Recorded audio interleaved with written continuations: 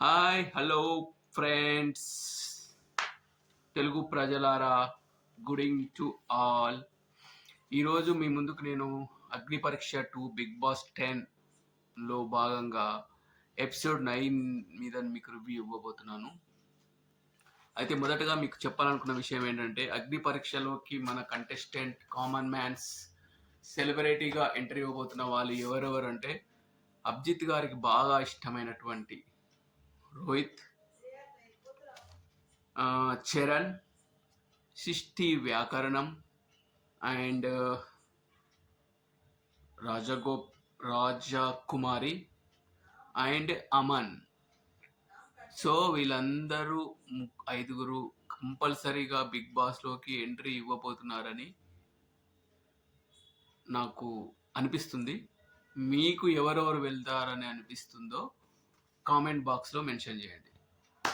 రోహిత్కి ఈ అగ్ని పరీక్ష 2లో something is going to do something అని ఇప్పటికే మీకు అర్థమై ఉంటుంది. అతనికి వచ్చినటువంటి ఎలివేషన్ చాలా చాలా బాగుంది. చాలా కామ్ గోయింగ్గా, అండర్ డాగ్గా అతను ముందుకు వెళ్తున్నాడు. తన పని తను చేసుకు వెళ్తున్నాడు. టాస్క్ ఆడేస్తున్నాడు.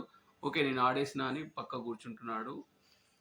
ఇది ఎలా ఉందంటే మన లాస్ట్ బిగ్ బాస్ 9 సీజన్లో డిమాండ్ పవన్ కూడా ఆ గేమ్ ఆడతాడు, గెలుస్తాడు, ఓ పక్క కూర్చుంటాడు. నేనే అంతా చేశాను అని చెప్పకుండా లైట్ తీసుకుంటాడు. సేమ్ రోహిత్ కూడా డిమాండ్ పవన్లో ఉన్నటువంటి లక్షణాలు బాగా కనిపిస్తున్నాయి. మీకు ఎలా అనిపిస్తుందో కామెంట్ బాక్స్లో తెలియజేయండి. ఇంకొకటి, ఇది నేను చాలా ఇష్టంతో స్టార్ట్ చేశాను కాబట్టి మీరు ఈ వీడియోకు తప్పకుండా లైక్ చేసి సబ్స్క్రైబ్ చేసి నన్ను ఎంకరేజ్ చేయవలసిందిగా my kindly request to YouTube ప్రేక్షక దేవుళ్ళు. ఇంకోటి, మన రోహిత్కి అసలు షాకింగ్ ఎలివేషన్ వస్తుంది. ఇంకా మీకు చెప్పాలి అంటే ఈరోజు నైట్ మనకు ఒక షాకింగ్ ఎలిమినేషన్ ఉంది అని సమాచారం. ఓకే, అది ఈరోజు నైట్ చూస్తే మీకు అర్థమైపోతుంది. అయితే గాయత్రి గారు ఆల్రెడీ ఈ ఎపిసోడ్లో ఎలిమినేట్ అయ్యింది, అది అందరికీ తెలిసిన విషయమే. ఓకే, ఇంకా ఇక్కడ ఈరోజు ఎపిసోడ్లో గొప్పగా ఏం లేదు, కానీ గేమ్ ప్లాన్ చేశారు. ఏంటంటే ఒకటి స్ట్రాంగ్ టీమ్, వీక్ టీమ్ అని సెలెక్ట్ చేశారు. అయితే రాజకుమారి గారిని కార్డ్ ఎప్పుడు యూజ్ చేస్తావు అని మన శ్రీముఖి గారు అడగడం జరిగింది. దానికి రాజకుమారి గారు ఎప్పుడు ఈరోజే యూజ్ చేయాలి అని జడ్జెస్ మరియు శ్రీముఖి గారు చెప్పారు. ఈరోజు యూజ్ చేయకుంటే దానితో నీకు ఏం పని ఉండదని చెప్తే రాజకుమారి గారు నేను లాస్ట్ వరకు డిసైడ్ చేసుకొని చెప్తానని చెప్పింది. గేమ్ విషయానికి వస్తే red team strong, blue team week అని ఒక గేమ్, ఫిజికల్ గేమ్ స్టార్ట్ చేశారు. అయితే అంతకంటే ముందు ఈరోజు ఫిజికల్గా ఒక గేమ్ పెడతానని శ్రీముఖి గారు అంటే మిథిలేష్ అండ్ రోహిత్ స్టాండప్లో ఇద్దరం ఆడతామని చెప్పారు. అయితే యాక్చువల్గా టీవీ చూస్తున్న ప్రతి ఒక్కరు గెస్ చేసింది ఏంటంటే మన మిథిలేష్ బాగా మజిల్తో మంచి స్ట్రాంగ్ పర్సన్గా లుకింగ్ అయితే ఉంది. కోర్స్ రోహిత్ ఆల్సో బాగా స్ట్రాంగ్గా ఉన్నాడు, కానీ ఆల్మోస్ట్ 99% మిథిలేష్ గెలుస్తాడని అనుకున్నారు. కానీ అసలు అలవోకగా, అంటే ఎంత ఈజీగా అంటే గెలవడం ఇంత ఈజీనా అనేలాగా మన రోహిత్ మిథిలేష్ను ఓడించడం జరిగింది. Okay, good. నెక్స్ట్ అమ్మాయిలను పిలిస్తే మన వ్యాకరణం అమ్మాయి అండ్ అపూర్వ అని పిలిస్తే యాజ్ ఇట్ ఈస్గా అపూర్వ ఓడిపోయింది, వ్యాకరణం గెలిచింది. రోహిత్ చాలా కూల్గా గెలిచాడు. అయితే friends, like my videos, please subscribe my channel.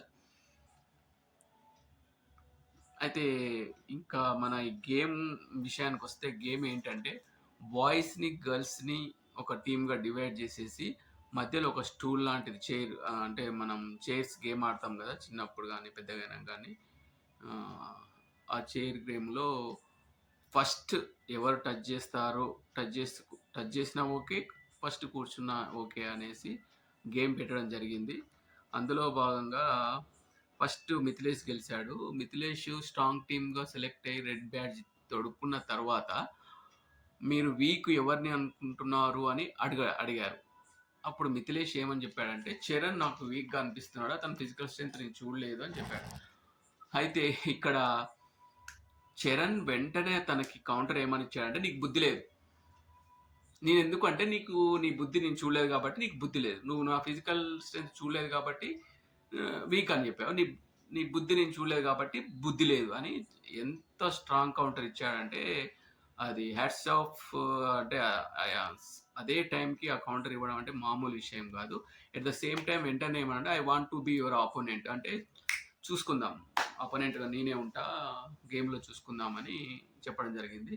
So Charan కూడా చాలా ఎలివేషన్స్ వస్తున్నాయి. చాలా టైం బీయింగ్గా మంచి కౌంటర్స్ ఇస్తున్నాడు.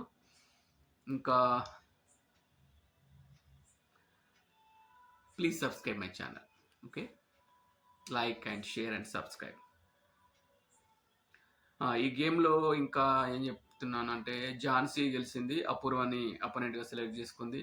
మిథిలేష్ చరణ్ ఓకే, వ్యాకరణం ప్రియాని సెలెక్ట్ చేసుకుంది. అమన్ లాస్ట్గా మిగిలినటువంటి దీపక్ హేమంత్ని సెలెక్ట్ చేయడం జరిగింది. ఆటోమేటిక్గా అదంతా జరిగిపోయింది.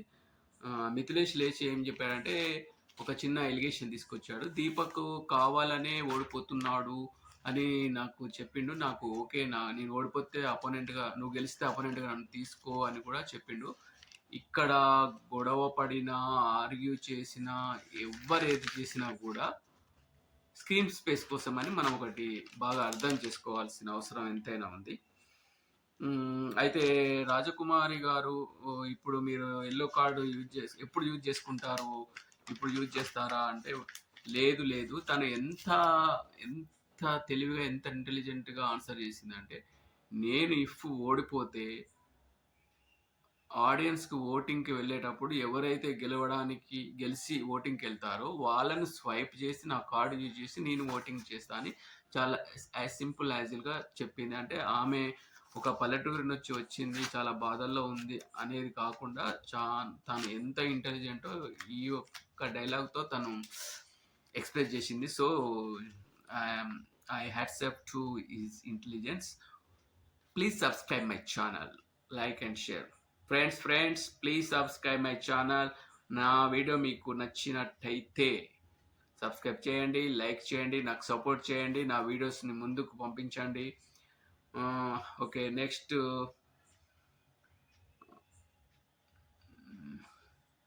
అయితే ఇక్కడ సృష్టి గెలిచింది. సృష్టిని రీప్లేస్ చేస్తూ మన రాజకుమారి గారు ఓటింగ్కి వెళ్ళారు. కానీ జడ్జెస్ ఏం చెప్పారంటే, మన సృష్టి చాలా హ్యాపీగా దాన్ని యాక్సెప్ట్ చేసింది. ఆ నేచర్ వాళ్ళకు నచ్చేసి సృష్టికి కూడా ఓటింగ్కి అవకాశం ఇచ్చారు. అక్కడ బిహేవియర్ చాలా ఎంత ఇంపార్టెన్స్ అనేది మనం ఈ అగ్ని పరీక్ష కావచ్చు, బిగ్ బాస్లో మనకి చాలా ఇంపార్టెంట్. అయితే లాస్ట్కు ఎక్కడ బాధేసిందంటే, ఇంత ఎలివేషన్ వచ్చినా, ఇంత మంచి బిహేవియర్ ఉన్నటువంటి రోహిత్కి ఎల్లో కార్డ్ ఇవ్వడం జరిగింది. ఏదో చిన్న మిస్టేక్ చేశాడు, అది గేమ్ చూసిన వాళ్ళకి అర్థమవుతుంది. కానీ అంత చిన్న మిస్టేక్కి ఎల్లో కార్డ్ అవసరం లేదు. అయితే ఇక్కడ నాకు అనిపించింది ఏంటంటే, రోహిత్కి ఆ ఎల్లో కార్డ్ ఇవ్వడం కూడా చాలా ప్లస్ పాయింట్ అవుతుంది. ఎందుకంటే గేమ్లో చిన్న తప్పుని తను ఒప్పుకున్నాడు, పనిష్మెంట్ తీసుకున్నాడు. కాబట్టి నాకు తెలిసి రోహిత్కి ఇది ప్లస్సే అవుతుంది కానీ మైనస్ కాదు అని నాకు అర్థమవుతుంది. సో ఈరోజు నైట్ ఇంకో ఎలిమినేషన్ ఉండబోతుంది. లాస్ట్గా మిగిలినటువంటి బాగి అండ్ రామకృష్ణ ఆర్కే. అయితే నాకు తెలిసినంత వరకు బాగి ఎలిమినేట్ అయిందని అనుకుంటున్నాను నేను. So please subscribe friends, like, share. Good night. ఈరోజు రివ్యూ కంప్లీటెడ్. 10th ఎపిసోడ్తో మీ ముందుకు రేపు మళ్ళీ వస్తాను. కొంచెం లేట్ అవుతుంది రిలీజ్ చేయడానికి వీడియో, ఇంకా తొందరగా రిలీజ్ చేయడానికి ప్రయత్నం చేస్తాను. ఓకే, నాలాంటి వారిని సపోర్ట్ చేయండి. Please subscribe, like friends, like. Good night, take care, షబా ఖైర్.